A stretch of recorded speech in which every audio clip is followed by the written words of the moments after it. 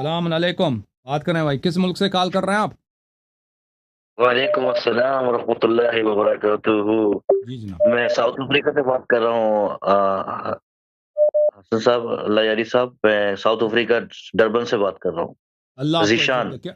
जीशान भाई, अल्लाह आपको इज्जत दे, क्या हुक्म है? अ,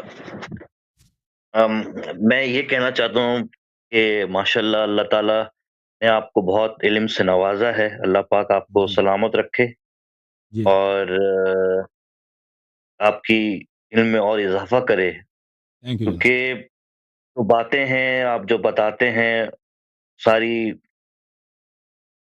ये सही बुखारी से, सारी अहले सुन्नत की किताबों से आप बताते हैं, जी जी उसका रेफ़रेंस जी देते हैं, प्रॉपर जी। तरीके से रेफ़रेंस देते हैं। ये सबसे बड़ी बात है कि आप लोगों को हाइलाइट करके बताते हैं, ताकि अब लोगों को चाहिए कि उस बात पे देखें, खुद भी रिसर्च करें कि हाँ भाई, ये रेफ़रेंस रियली टू मिल रहे हैं या नहीं मिल रहे हैं। तो जी जी हसन अली अल्लाह यारी साहब, मेरे आपसे 2-3 सवाल हैं।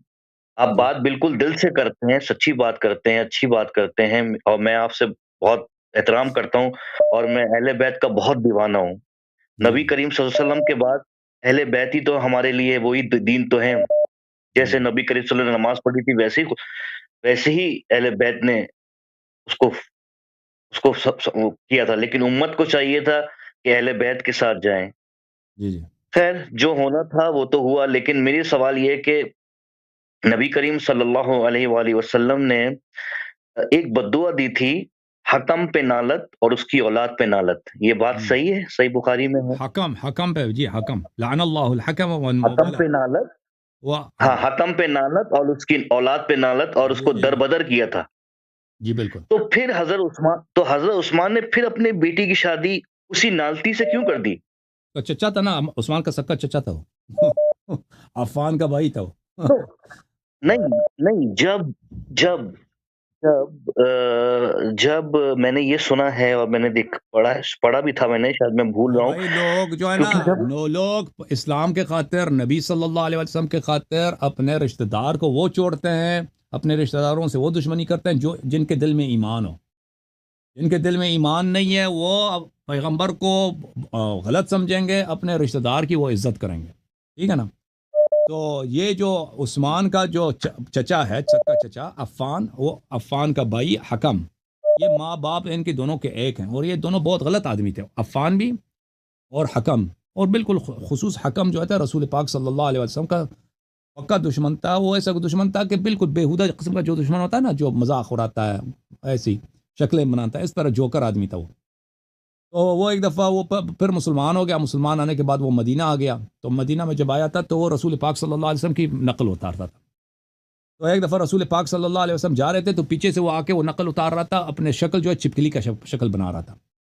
तो एक दफ़ा पैगंबर सल्लल्लाहु अलैहि वसल्लम ने देखा उसको अचानक कि ये शक्ल बना रहा, तो पैगंबर सल्लल्लाहु अलैहि वसल्लम ने कहा इसी तरह रहे। तो फिर आखिर ज़िंदगी तक, ये पैगंबर सल्लल्लाहु अलैहि वसल्लम के मोजज़ात में से है, आखिर ज़िंदगी तक उसका चेहरा, उसके अंदाज जो है बिल्कुल वो क्या बनाता, चिपकली का शक्ल नहीं बनाता। फिर सही नहीं हुआ, फिर सही नहीं हुआ था अब तक। फिर पैगंबर सल्लल्लाहु अलैहि वसल्लम ने इसको भगाया था, मदीने से ताइफ को भेजा था।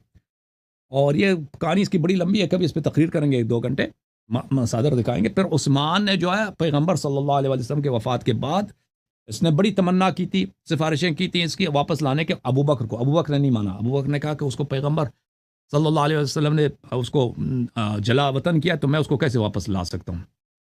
फिर जब वो अबू बकर चला गया, उमर उमर के ज़माने में भी उसने कई दफ़ा कोशिश की कि अपने चचा को वापस बुला दें, उसने नहीं माना। उमर ने भी कहा कि उसको रसूलुल्लाह सल्लल्लाहु अलैहि वसल्लम ने जलावतन किया, तो मैं कैसे कर सकता हूँ, सियासी लिहाज से मेरी मसलहत में नहीं है। तो फिर उसके बाद जब उसको खुद हुकूमत मिली है, तो उसने फ़ौरन अपने चचा को लाया भी है, उसको इज्जत भी दी है। और सहाबा ने उसकी बड़ी तनकीद की थी, उसके परवाह, लेकिन उस्मान को परवाह नहीं था सहाबा का। और फिर उसके बेटे जो है मरवान को उसने अपना वजीर आजम बनाया था, यानी खिलाफत के उस्मान क्योंकि खुद बहुत उम्र रसीदा था, बूढ़ा आदमी था। उसकी जब वो कत्ल हुआ उस्मान का, उसका उम्र 80 से ऊपर था, वो 90 के करीब उसकी उम्र थी। तो क्यों, वो इतना बूढ़ा आदमी वो हुकूमत तो चला नहीं सकता। तो सब बैतुल माल, लश्कर वगैरह सब किसके हाथ में था? असल हुकूमत जो था ना, असल हुकूमत मरवान के हाथ में था। मरवान सब कुछ कर रहा था। तो इसका भतीजा, इसका चचाजाद भाई था, उससे अपनी बेटी की शादी भी कराई। حالانکہ رسول اللہ صلی اللہ علیہ وسلم نے مروان کی جب پیدائش ہوئی تھی تو اس کو پیغمبر کے پاس لائے تھے، تو اس نے پیغمبر صلی اللہ علیہ وسلم نے مروان کو اس وقت بھی لعنت کیا تھا، الوزغ ابن الوزغ، چپکلی اور چپکلی کا بیٹا، اس کو چپکلی کا بیٹا کہا تھا اور اس کو لعنت کیا تھا، لعن اللہ مروان ومن حکم، وہ لعنت کیا تھا۔ تو یہ لوگ جو ہے نا ان کے ہاں صحیح سند کے ساتھ عبداللہ ابن زبیر سے کئی روایات ان کی کتب میں موجود ہے کہ رسول اللہ صلی اللہ علیہ وسلم نے مروان کو اور مروان کے بیٹوں کو لعنت کیا ہے۔ لیکن یہ جماعت عمریہ مروان ابن الحکم، یہ بخاری میں اس کی روایات بہت ہے، اور پھر عثمان نے اس کی بڑی عزت کی، پورا حکومت اس کے ہاتھ میں تھا، اور وہ جو زیادتیاں کر رہا تھا مروان، اس لوگوں نے عثمان کو قتل بھی کیا نا، اسی لیے مروان کی وجہ سے کہ مروان جو کچھ کر رہا تھا، جتنے مثلا وہ بیت المال میں زیادتی ہوتی تھی، لوگوں پہ ظلم ہوتا تھا، لوگ شکایت کرتے تھے عثمان سے کہ مروان نے کیا، مروان کی وہ سپورٹ کرتا تھا، مروان کے وہ عزل نہیں کیا۔ پھر وہ لوگوں نے یہی کیا کہ بھئی اگر آپ مروان کو عزل نہیں کرتے تو ہم آپ کو عزل کریں گے، پھر اسی بات پہ عثمان کا قتل بھی ہوا۔ اوکے، تھینک یو میرے بھائی۔ اب دوسروں کو سبحان اللہ، ہاں جی سبحان اللہ، بیکاز جی اور واقعی آپ نے حق بات کری، آپ نے سچی اور حق بات کری، آپ نے بتایا۔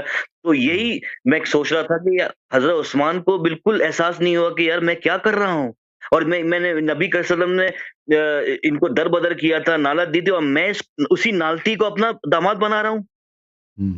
جیسے ابو بکر نے منع کیا، حضرت عمر نے منع کیا، تو ان کو پتا تھا کہ یہ صحیح نہیں ہے، اور پھر آخر میں حضرت عثمان نے یہ کیا، تو ان کو احساس نہیں ہوا کہ یار یہ میں غلط کر رہا ہوں، میرا آگے جا کے مجھے قیامت والے دن میں نبی کو کیا فیس دکھاؤں گا۔ کیوں بھائی کہ پتا تو تھا، اس کو پتا کیسے نہیں تھا، پتا تھا، اس کو پرواہ نہیں تھا بھائی۔ بہت مہربانی، تھینک یو میرے بھائی، تھینک یو، خدا اللہ آپ کو جزائے خیر دے۔ جوم جاؤ، پرواز کرو، کیوں فخر سے سر اٹھا، کیونکہ اللہ تعالیٰ نے تمہیں انتخاب کیا، صراط حق پر صرف تم ہو، صراط ایمان پر صرف کیا، کیونکہ اللہ تعالیٰ نے تمہیں انتخاب کیا، صراط حق پر صرف تم ہو، صراط ایمان پر صرف